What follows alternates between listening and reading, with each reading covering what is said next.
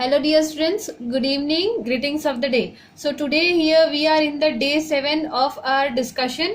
So before moving ahead, I want कि आप सबके पास अगर periodic table है तो प्लीज़ उसे निकाल के आप ready रख लीजिए with a pen in your hand, pen और पेंसिल, क्योंकि आज हम लोग डिस्कस करने वाले हैं ट्रेंड्स इन पीरियोडिक टेबल. ठीक है, तो हम लोगों ने इन शॉर्ट पिछले अपने लेक्चर में देख लिया था कि हेनरी मोस्ले ने एक पीरियोडिक लॉ दिया था which was in accordance with the atomic number, और उस periodic law, modern periodic law की बेसिस पे वर्नर, बरी, बोहर, रेन जैसे साइंटिस्ट ने एलिमेंट्स को क्लासिफाई किया था in this modern periodic table. Right, so आपको मैंने कुछ होमवर्क दिया था वहां पे कि फर्स्ट होमवर्क वाज दैट कि यूरेनियम, यहाँ पे जो यूरेनियम है एलिमेंट, इसमें कितने शेल्स हो सकते हैं. तो कई स्टूडेंट्स के आंसर आ रहे हैं 5, 6 और बहुत सारे बच्चों का आंसर है 7. So right answer would be 7 shells. ठीक है, सो यूरेनियम जो है ये एफ ब्लॉक एलिमेंट है and actually it lies here. ये जो खाली स्पेस है यहाँ पे, ये एक्टिनियम का पूरा सीरीज है. तो ये खाली स्पेस कौन से पीरियड में है? ये 7th पीरियड में है, लॉन्गेस्ट पीरियड में. सो 7th period means 7 shells. So uranium must have only 7 shells. 7 shells जिसके आंसर्स थे वो एब्सोल्युटली करेक्ट थे. बहुत सारे स्टूडेंट्स ने आंसर दिए, so I highly appreciate them. Next question पूछा था मैंने, ये जो यहाँ पे जिगजैग लाइन होती है ये मेटेलॉइड्स की है. तो मेटेलॉइड्स क्या होते हैं? सो मेटेलॉइड्स क्या होते हैं? वो elements which have intermediary properties between metals and non metals. Intermediary मतलब क्या? These elements are basically non-metals, but with the increase in their temperature, अगर वो 0 डिग्री पे है तो वो नॉन मेटल्स के समान इंसुलेटर्स रहेंगे, लेकिन जैसे जैसे हम उनका टेम्परेचर बढ़ाएंगे या फिर उनमें इम्प्यूरिटीज ऐड करेंगे, they will start behaving like metals, which means they will start conducting. Okay, so such kind of elements which show both the properties according to the variations in their structure or in their temperature or physical purity level, तो उन elements को हम लोग metalloids बोलते हैं. ठीक है, so we have 8 metalloids: boron, silicon, germanium, arsenic, antimony, tellurium, polonium and astatine. So very good, जिन्होंने भी इनके आंसर्स दिए with definitions, highly appreciable. Now moving ahead, Soham का एक क्वेश्चन आया था मेरे पास कि ये जो लैंथेनम और एक्टिनियम है, जैसे कि ये पीरियोडिक टेबल का जो प्रिंट मेरे पास अभी फिलहाल यहाँ पे रखा है मैंने, बहुत सारे स्टूडेंट्स के पास यही सेम प्रिंट अवेलेबल है. सो लास्ट टाइम जो मैंने बोर्ड पे बनाया था वो एनसीईआरटी के अकॉर्डिंग था, जहाँ पे लैंथेनम यहाँ पे प्लेस था, एक्टिनियम यहाँ पे प्लेस था जिसके अंदर में.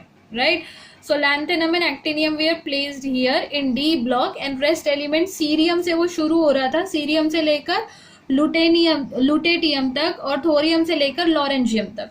तो ये लैंथेनम और एक्टिनियम यहाँ क्यों है? This was the question asked by Soham. So here is the answer for that question, dear. See, here I have placed the electronic configuration of lanthanum and actinium. अब आपको अगर SPDF सब shells पता है अगर, तो आप ये समझ सकते हो. जिनको नहीं पता है डोंट वरी, ये थोड़ा एक्स्ट्रा क्वेश्चन है, जिनकी क्यूरियोसिटी है उनके लिए. ठीक है, तो हमने अफबाउ प्रिंसिपल देख रखा हुआ है. अफबाउ प्रिंसिपल क्या कहता है कि जो SPDF सब शेल्स है उसमें इलेक्ट्रॉन्स डायगोनली फिल होते हैं.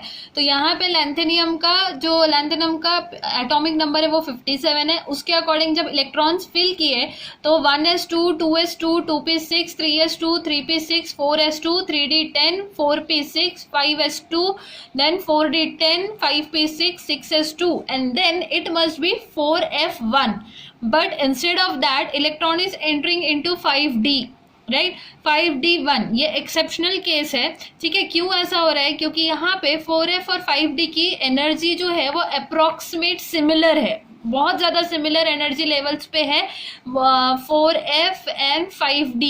Okay, so instead of jumping from 6s to 4f, it goes into 5d and then 4f starts filling. So these element कि इनका जो भरना तो चाहिए था F, तो इस हिसाब से F ब्लॉक में होने चाहिए थे, पर भरा है D, इसलिए ये लैंथेनम जो है ये D ब्लॉक में ही कंसिडर किया गया था प्रीवियसली. बट इसको रिसेंटली IUPAC ने अपडेट करके इसको रिलोकेट किया F ब्लॉक के साथ सीरीज में, लेकिन ये एक्चुअली है एलिमेंट डी ब्लॉक का ही, डी ब्लॉक एलिमेंट की जो first second and third transition series है उसका पहला जो 57th एलिमेंट लैंथेनम है वो डी ब्लॉक एलिमेंट है। उसके बाद सीरियम से ल्यूटेटियम तक हमारे पास एफ ब्लॉक एलिमेंट्स है।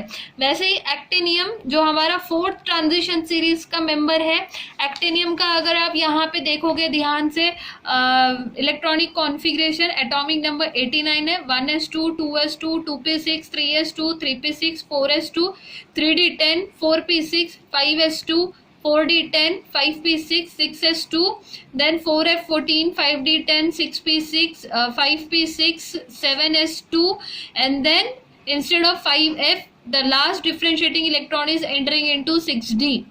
So it last electron D में गया है इसलिए ये डी ब्लॉक में ही आना चाहिए, लेकिन जाना चाहिए था बाय लॉ एफ में, एक्सेप्शन हो गया यहाँ पे, तो एफ में जाना चाहिए इसलिए इसको रिलोकेट करके एक्टिनियम को एफ सीरीज के साथ रखा गया है। बट क्योंकि लास्ट इलेक्ट्रॉन डी में ही एंटर हो रहा है इसलिए ये डी ब्लॉक का ही एलिमेंट है। Okay, so these two blocks are not to be remained vacant. यहाँ पे लैंथेनम और एक्टिनियम होना चाहिए, ये दोनों नीचे नहीं होने चाहिए, ये यहीं पे होने चाहिए और नीचे सिर्फ 14 एलिमेंट्स ही रहेंगे जैसे कि हम पहले डिस्कस कर चुके हैं। ठीक है, so F block has only 14 elements. ठीक है, सो आई होप सो हमका डाउट क्लियर हो गया है बेटा। अगर कोई और डाउट है तो you can ask it to me later on. Fine, good. So this is our F block, ये है हमारा एस ब्लॉक, ये हमारे पी ब्लॉक एलिमेंट्स है और ये हमारा बीच का डी ब्लॉक है। राइट, हम लोगों ने ये डिस्कस किया हुआ है। ओके, अब हम लोग थोड़े से ट्रेंड्स देखते हैं हमारे पीरियोडिक टेबल में कैसे बदल रहे हैं। तो यहाँ पे मैंने कुछ एलिमेंट्स के एटॉमिक स्ट्रक्चर बना रखे हुए, Niels Bohr's atomic structure. So ये फर्स्ट पीरियड का हाइड्रोजन है विथ वन एटॉमिक नंबर, एक इलेक्ट्रॉनिक शेल होगा, एक ही इलेक्ट्रॉन होगा। It is the only element in periodic table which has 0 neutrons. ठीक है, 0 neutrons, it has 1 proton 1 electron, exception है। इसके बाद यहाँ पे हीलियम है, ठीक है, with 2 electrons in it. Then we have lithium, then we have beryllium, then we are having, ये क्या है, ऑक्सीजन है। This is O, actually nucleus के अंदर लिखा हुआ है सिंबल, दिख नहीं रहा है, वो सब गोल गोल हो गया है। Oxygen, fluorine, neon, sodium, magnesium and then यहाँ के बीच के एलिमेंट्स को छोड़ के लास्ट का डायरेक्टली क्लोरीन बना रखा है, देन पोटेशियम। ओके, अब आप ध्यान से ऑब्जर्व करोगे तो फर्स्ट पीरियड में 1 शेल है, सेकंड पीरियड में 2 शेल है, थर्ड पीरियड में 3 शेल है, फोर्थ पीरियड में 4 शेल्स है। Right, so top to bottom अगर हम ग्रुप में जाते हैं तो आपको एक जनरल ट्रेंड मिलेगा कि यहाँ पे number of shells are increasing, because of which I can say that the atomic radius of the atoms is increasing. Atomic radius क्या होता है, सेंटर ऑफ न्यूक्लियस से लेकर आउटर मोस्ट शेल तक का जो डिस्टेंस होता है एटम के अंदर, वो होता है एटॉमिक रेडियस। तो आप लोग अपने पीरियोडिक टेबल में सबसे पहली चीज यहाँ पे लिख सकते हो, मेंशन कर सकते हो, when we move down the group the atomic radius increases.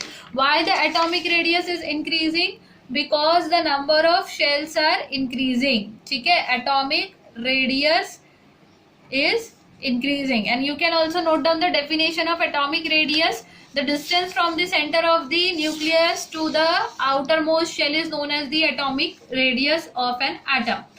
अब नेक्स्ट, अब आप लोग जब लेफ्ट टू राइट मूव करते हो पीरियोडिक टेबल में तो आपको क्या मिल रहा है, सेम एक ही शेल है, फर्स्ट एलिमेंट के पास भी लास्ट एलिमेंट के पास भी एक ही शेल है, पर यहाँ पे 1 इलेक्ट्रॉन है, यहाँ 2 इलेक्ट्रॉन्स है। ठीक है, यहाँ 1 प्रोटॉन है, यहाँ 2 प्रोटॉन्स है। सेकेंड पीरियड की बात होगी, पहले एलिमेंट के पास भी 2 ही शेल्स है, लास्ट एलिमेंट के पास भी 2 ही शेल्स है। बट आप ध्यान से ऑब्जर्व करोगे तो यहाँ पे तो आउटर शेल में 2 इलेक्ट्रॉन्स है, ठीक है, जिनको पुल करने वाले अंदर 3 प्रोटॉन्स है। यहाँ पे 4 प्रोटॉन है और 2 इलेक्ट्रॉन आउटर शेल में। यहाँ पे अंदर 8 प्रोटॉन है और 6 इलेक्ट्रॉन्स है, ठीक है, आउटर शेल में।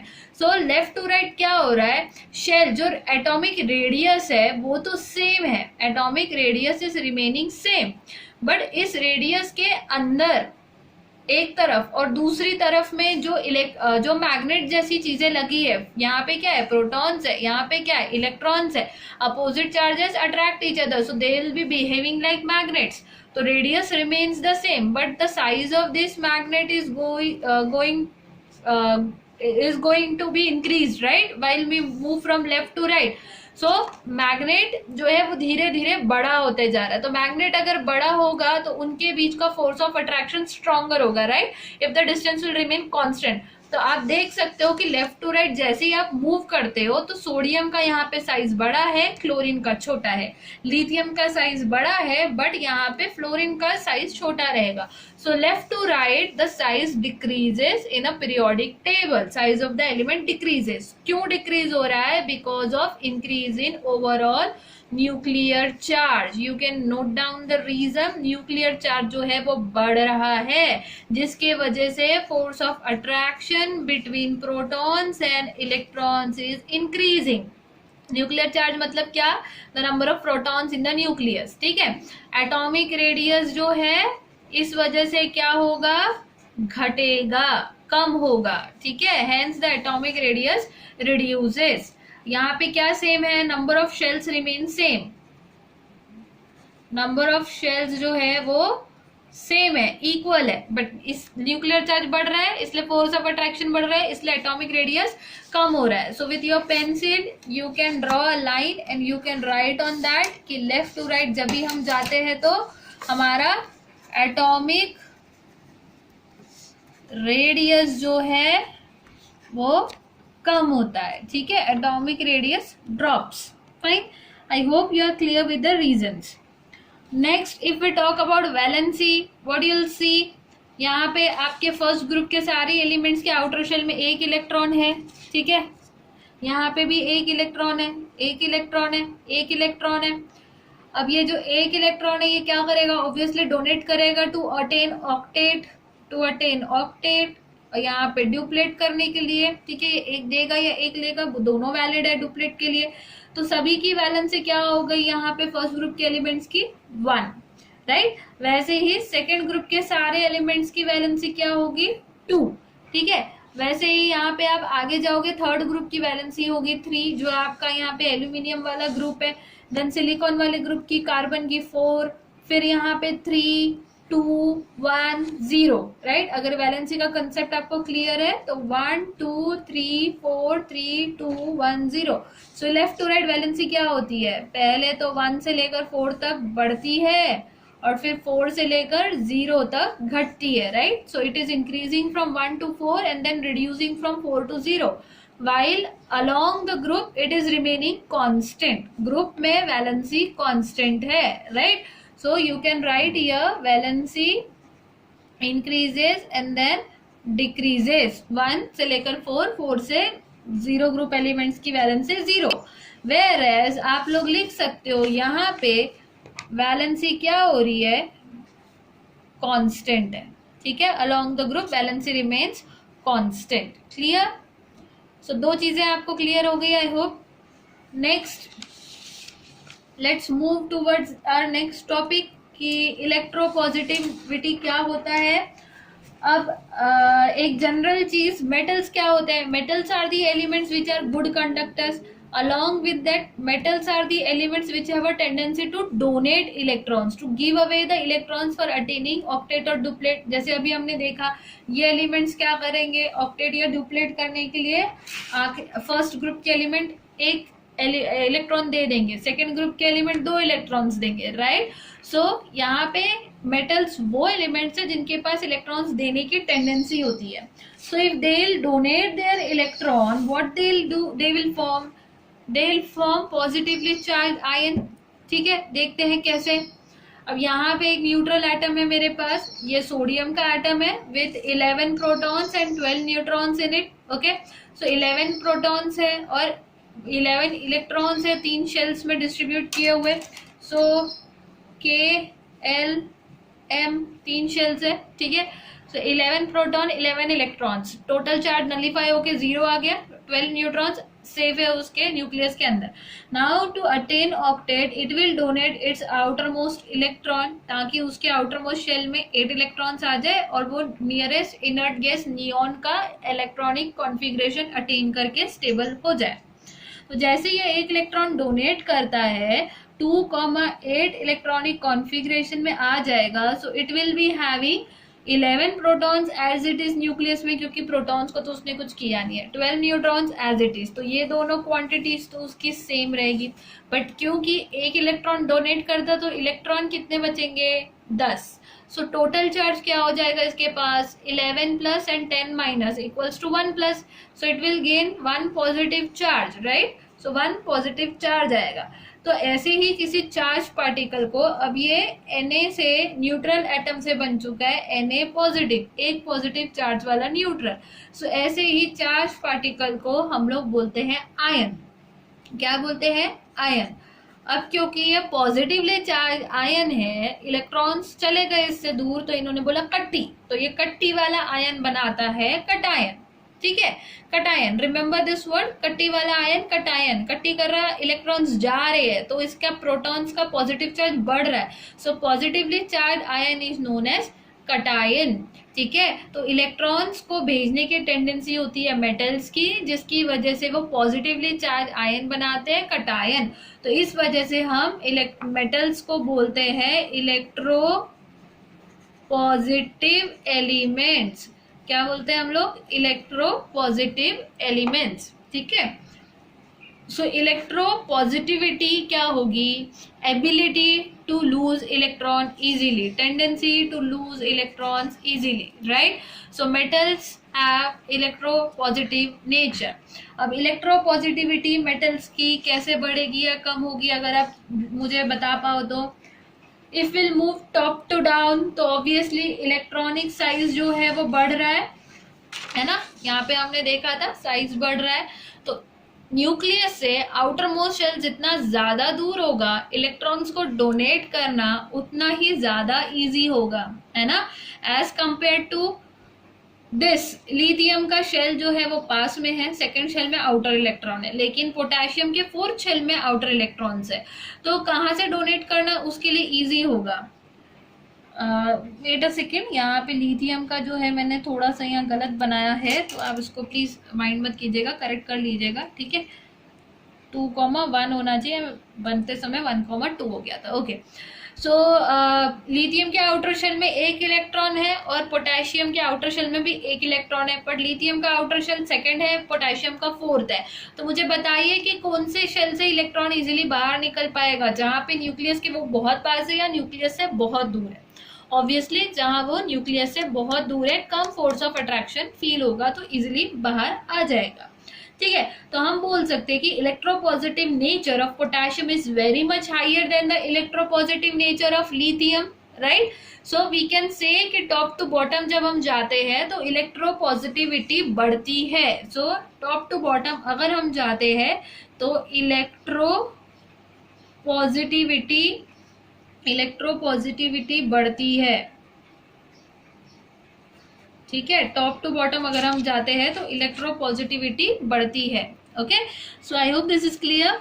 नेक्स्ट थिंग, एक फैक्टर इंपॉर्टेंट जो इलेक्ट्रोपॉजिटिविटी को मैटर करता है वो ये है कि अंदर अगर आउटर शेल और न्यूक्लियस के बीच में बहुत सारे इलेक्ट्रॉन्स है, तो ये अंदर के इलेक्ट्रॉन्स क्या करते हैं, शील्डिंग इफेक्ट प्रोवाइड करते हैं। शील्डिंग इफेक्ट या फिर हम उसको बोलते हैं स्क्रीनिंग इफेक्ट। तो ये इलेक्ट्रॉन्स क्या कर रहे हैं, एक स्क्रीन के समान बिहेव कर रहे हैं आउटर शेल के लिए, ताकि उसको न्यूक्लियस से उतना अट्रैक्शन फील ना हो सके। आधा अट्रैक्शन तो ये इलेक्ट्रॉन्स खा जा रहे हैं, right. So they are behaving as screen और they are behaving as shield. तो जितना ज्यादा शील्डिंग इफेक्ट होगा उतना इजीली बाहर का इलेक्ट्रॉन बाहर आ सकता है, जितना कम शील्डिंग इफेक्ट होगा उतना डिफिकल्ट उस इलेक्ट्रॉन को बाहर आने में होगा। ठीक है, अब यहाँ पे एक और इम्पोर्टेंट चीज है, इलेक्ट्रॉन अब अपने आप तो बाहर आता नहीं है, इलेक्ट्रॉन को बाहर आने के लिए एक एनर्जी हमें देना पड़ता है।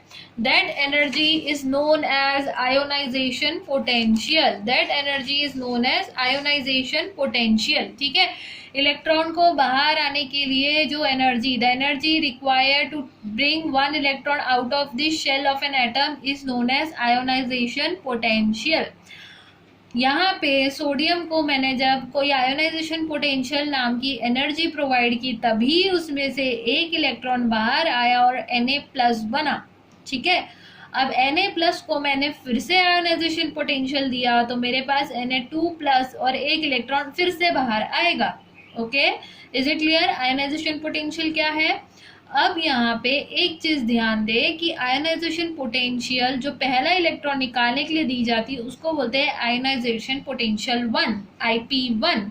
दूसरे इलेक्ट्रॉन को निकालने के लिए जो दी जाती है उसको बोलते हैं IP2। ऐसे ही तीसरे इलेक्ट्रॉन को निकालने के लिए जो दिया जाएगा उसको बोलेंगे IP3। सो आयनाइजेशन पोटेंशियल और ionization energy is one and the same thing. Clear?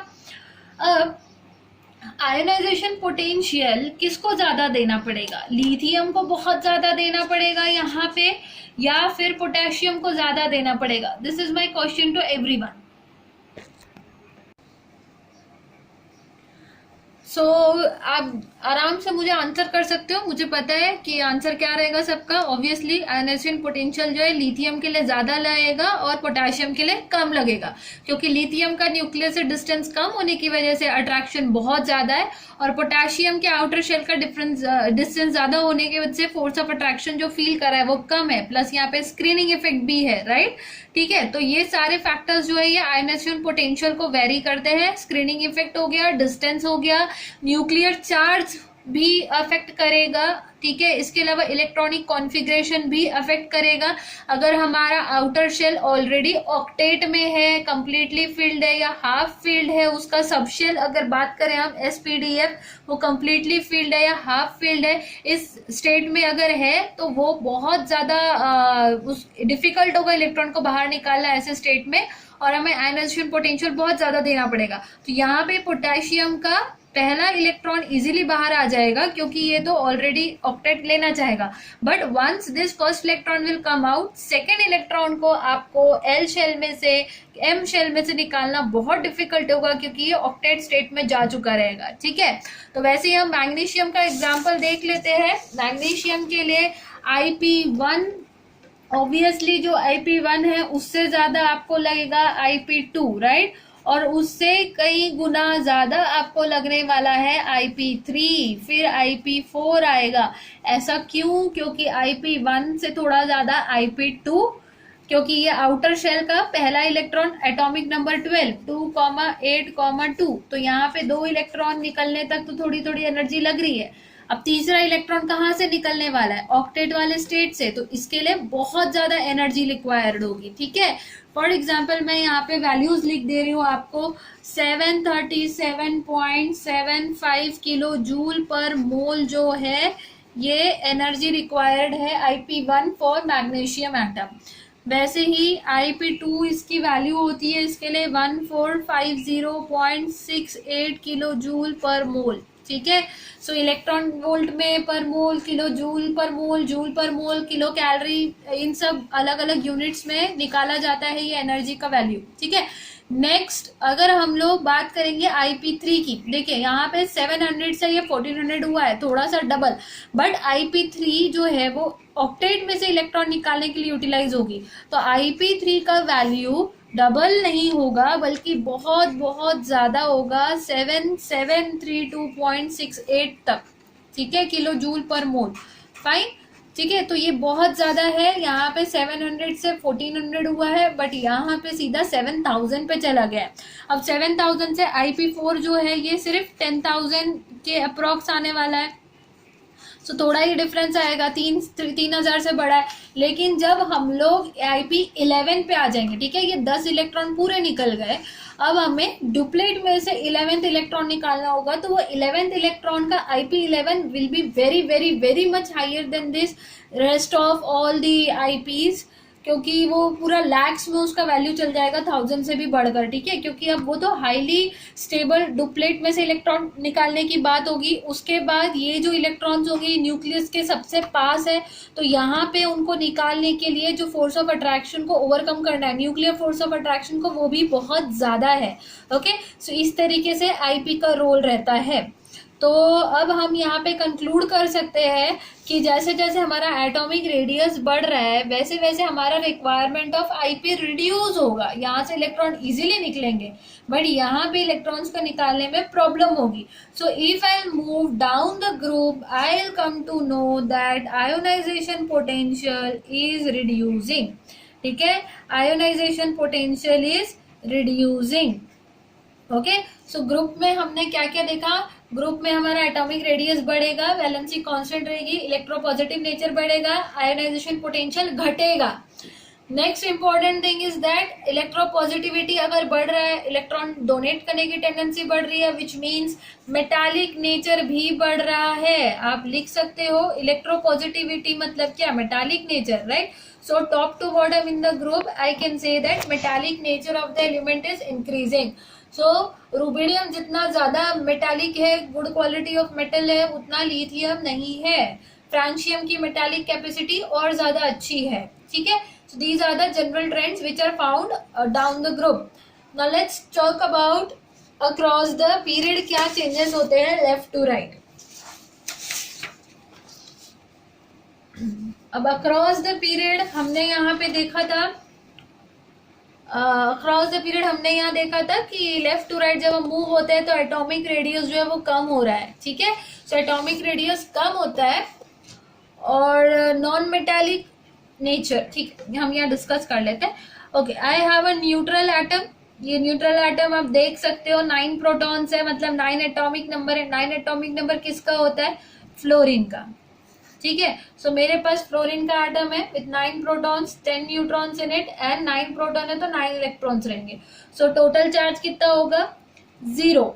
Now to complete its octet state 2,7 electronic configuration में यहाँ पे एक इलेक्ट्रॉन की कमी है उसके पास, तो ये फिल करने के लिए what it do, it will accept 1 electron, right? It will accept 1 electron and it will enter into octet state. So 9 protons and now I have 10 electrons, right? तो मेरे पास टोटल चार्ज कितना बचा? -1. सो फ्लोरीन अब F1 minus हो चुका है, या फिर सिंपली आई कैन से F माइनस स्टेट में जा चुका है। Okay, fluorine F minus. So this fluorine F minus has become negatively charged ion, negatively charged particles। तो क्यों बना ये? आने दो इलेक्ट्रॉन्स को, क्योंकि मुझे ऑक्टेट करना है। आने दो इलेक्ट्रॉन से बनता है anion. Anion means negatively charge ion. Okay, तो नेगेटिवली चार्ज आयन कौन फॉर्म करते हैं? Generally non metals. क्योंकि आप जनरल इलेक्ट्रॉनिक कॉन्फ़िगरेशन देखोगे तो metals have 1, 2 or 3 electrons in their outermost shell which they have to donate for acquiring octet, whereas non-metals have 4, 5, 6, 7 or 8 electrons in their outermost shell. So 4 है तो covalent bond, 5, 6, 7 है तो they will gain the electrons to complete their octet, और 8 electrons है तो noble gas है, already stable है, right? So according to the general electronic configuration we can conclude these things कि non-metals have a tendency to gain electrons, and this ability to gain electrons is known as electronegativity। electronegativity, ठीक है, electronegativity. सो अब मुझे बताइए कि left to right जब हम move हो रहे हैं तो कौन जल्दी क्विकली इलेक्ट्रॉन्स गेन करने वाला है? जब हम लेफ्ट टू राइट मूव हो रहे हैं तो इलेक्ट्रॉन्स कौन क्विकली गेन करेगा? लिथियम गेन करेगा, बेरिलियम करेगा, या ऑक्सीजन और फ्लोरीन क्विकली गेन करेंगे?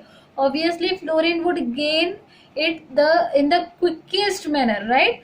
सबसे जल्दी फ्लोरीन गेन करेगा, क्योंकि फ्लोरीन के पास 7 इलेक्ट्रॉन्स है, उसको एक ही चाहिए, ऑक्सीजन को 2 चाहिए। तो एक चीज और ध्यान दे सकते हैं आप, जैसे कि लेफ्ट टू राइट जा रहे हैं तो आपका एटॉमिक रेडियस कम हो रहा है, एटॉमिक रेडियस कम हो रहा है, और साथ में सेम शेल के अंदर इलेक्ट्रॉन्स भी बढ़ रहे हैं, और सेम न्यूक्लियस के अंदर उसी शेल से जो डिस्टेंस पे न्यूक्लियस है वहां पे प्रोटॉन्स बढ़ रहे हैं। So left to right total nuclear charge is increasing, and so we can say that the tendency of gaining electrons will become much more faster। Easy हो जाएगा, बड़े न्यूक्लियर चार्ज की वजह से ज्यादा इलेक्ट्रॉन्स को पुल करना अपनी तरफ। Okay, so left to right I can say the tendency to gain electron is increasing, and so electronegativity is increasing. ठीक है, यहाँ आप लिख लो electronegativity is increasing left to right. Electronegativity किसकी प्रॉपर्टी होती है? नॉन मेटल्स की। So I can say non metallic nature is increasing, non metallic nature is increasing while we move from left to right. ठीक है, atomic radius कम हो रहा है क्योंकि न्यूक्लियर चार्ज बढ़ रहा है, सेम शेल्स में इलेक्ट्रॉन्स बढ़ रहे हैं, अंदर प्रोटॉन्स बढ़ रहे हैं, तो इस वजह से नॉन मेटालिक नेचर बढ़ रहा है, इलेक्ट्रोनेगेटिविटी भी बढ़ रहा है, और वैलेंसी 1 to 4, 4 to 0।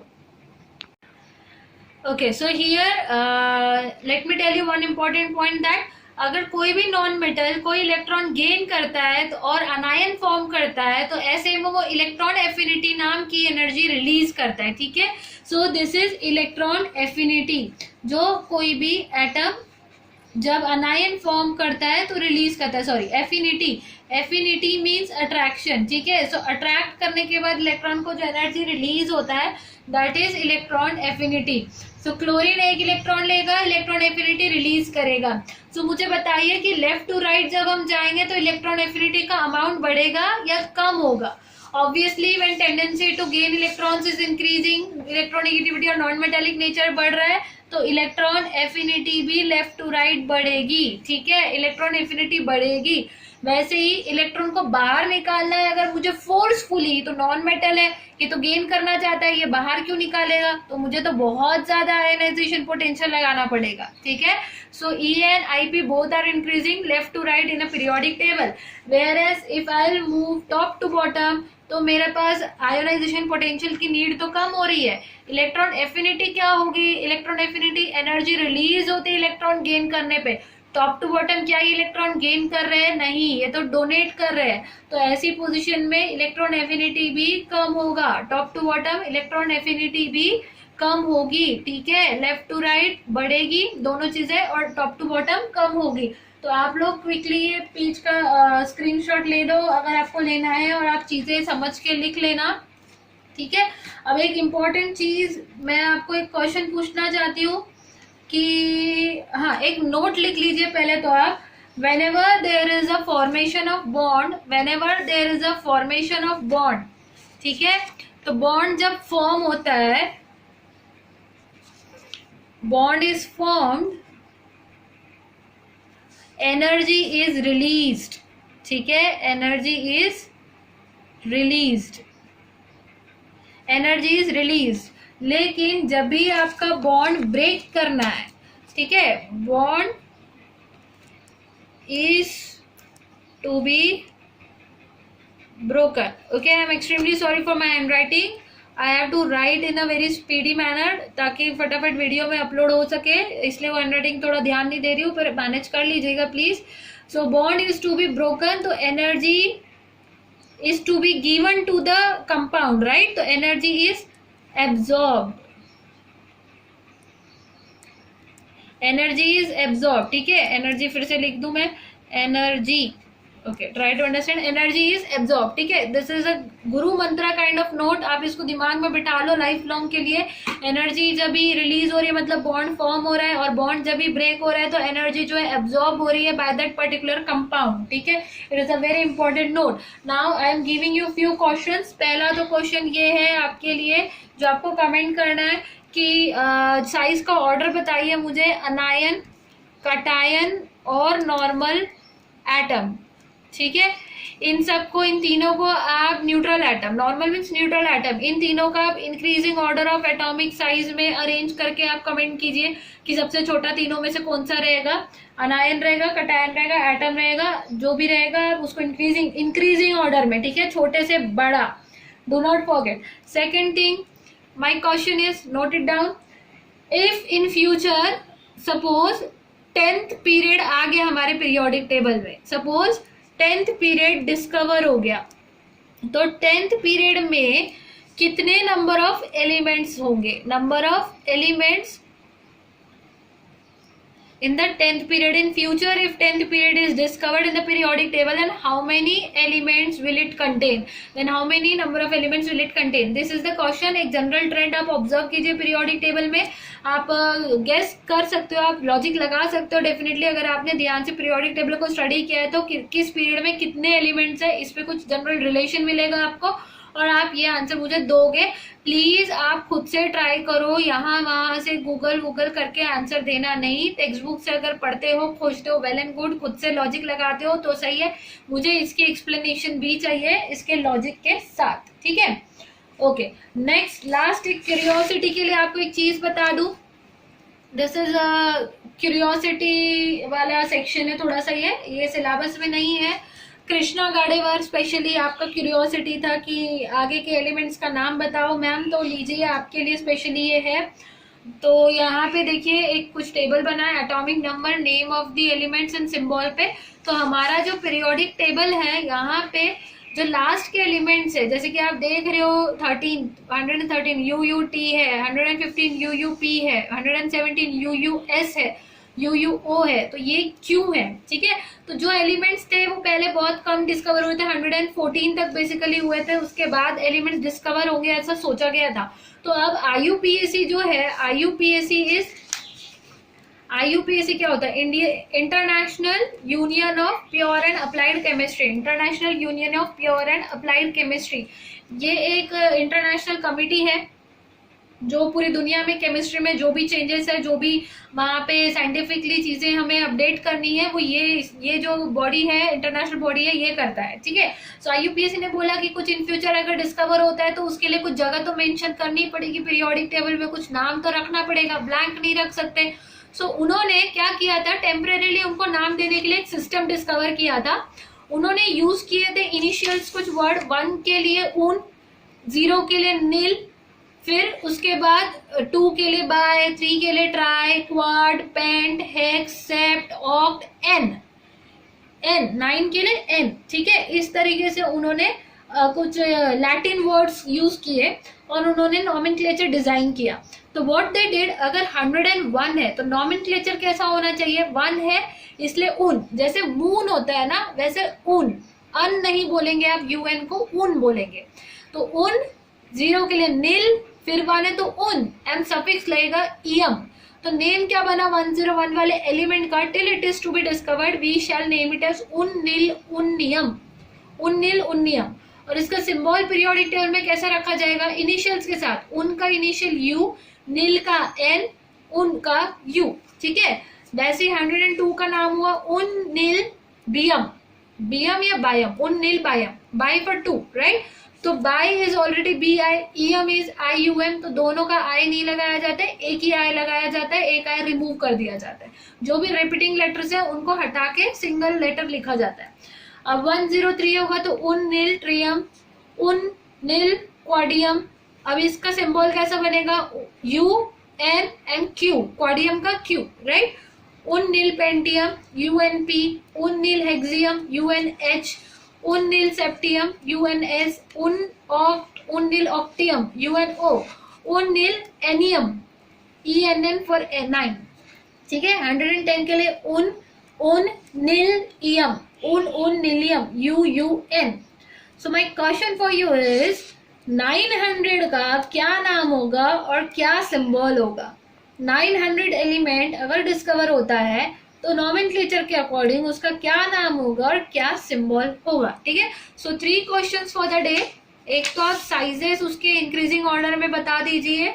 दूसरा, आप 10th पीरियड में कितने एलिमेंट्स हो सकते हैं विद द रीजन आप मेंशन कीजिए. 900 का name and symbol according to nomenclature बता दीजिए. ठीक है, अब ये जो नॉमेनक्लेचर है ये डिजाइन तो किया गया था, बट लेटर ऑन बाद में 2016 के आसपास कुछ IUPAC ने अपडेट किया इन एलिमेंट्स को. जैसे जैसे वो डिस्कवर होते गए सिंथेटिकली लैब में, तो उनके केमिस्ट उनके डिस्कवर के नाम के अकॉर्डिंग उनके नाम रखे जाने लगे.